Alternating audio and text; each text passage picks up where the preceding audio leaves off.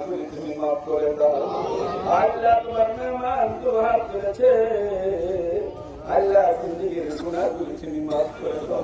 আল্লাহ তোমার গজব যদি তুমি সরিয়ে না দাও, কারো ক্ষমতা নাই। আল্লাহ তোমার নবী মুহাম্মদ রাসূলুল্লাহ সাল্লাল্লাহু আলাইহি সাল্লামের উম্মত হিসাবে তুমি আমাদের উপর রহমত নাযিল করে দাও। আল্লাহ তুমি আমাদেরকে গুনাহগুলো মুক্ত করে দাও। আল্লাহ তোমার রহমতের দৃষ্টি দিয়ে তুমি আমাদেরকে বরকত দান করে দাও।